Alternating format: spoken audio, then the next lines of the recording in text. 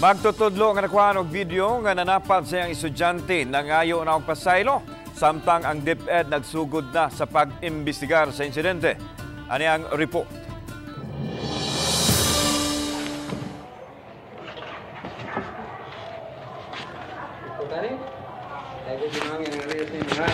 Kini ang pipila ka segundo nga video nga mikatap sa social media diin makita ang usa ka tinun-an nga gidapatan siyang magtutudlo. Nahitabo kini sa Don Sergio Osmeña Memorial National High School sa Barangay Labangon, Dakbayan sa Subo ni adtong nakalabahing Biyernes, Pebrero 16 sulod sa classroom.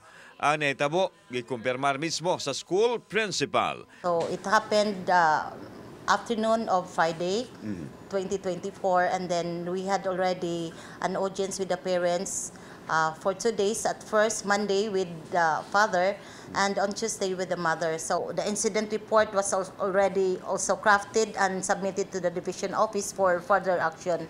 Subay sa hangyo sa mga nalabigit, dili lang panganlan sa Balitang Bisdak ang magtutudlo, ingon man ang grade 8 student. Daling nagpakisusi ang school head nga may padala usab sa incident report ngadto sa Department of Education, Cebu City Division. Karong adlaw ipatawag sa usa ka dialogue ang ginikanan sa tinunan, magtutudlo kauban usab ang abogado sa DepEd, school principal ug ang guidance counselor. Paghuman sa tigom, wa na muluwat pa og pamahayag ang ginikanan ug ang magtutudlo. Apan gitugan sa legal officer sa DepEd ginangayo og pasaylo ngadto sa mga ginikanan sa estudyante ang magtutudlo. Giangkon kuno sa magtutudlo nga nadala matud pa siya sa iyang gibati dihang nagpakita og dili maayong taras ang tinun-an. The teacher sincerely asked for an apology. Okay, being a teacher, a leader in the community, he affirmed that he has committed certain act which is contrary to the prevailing policies in DepEd, which is to protect the welfare of the student. Matod sa DepEd nga katungod sa mga ginikanan nga mosangat og reklamo batok sa magtutudlo o katungod usab sa magtutudlo nga dipinsahan ang iyang kaugalingon. Gimugatan sa DepEd nga zero tolerant ang ahensya sa bisan unsang matang sa pagpasakit sa mga tinun-an.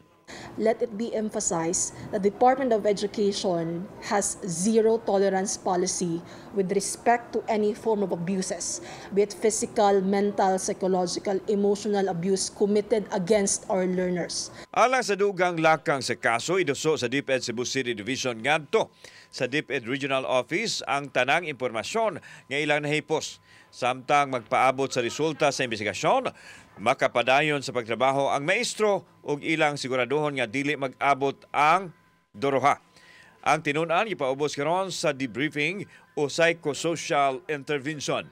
Samtang ipadayag sa school principal nga usa kini ka isolated case, way bating record ang magtutudlo kinsa nagserbisyo sulod na sa 20 City ka tuig.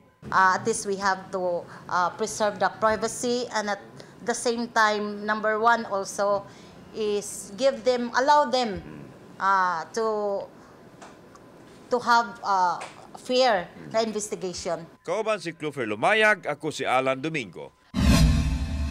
Balitang Bisdak.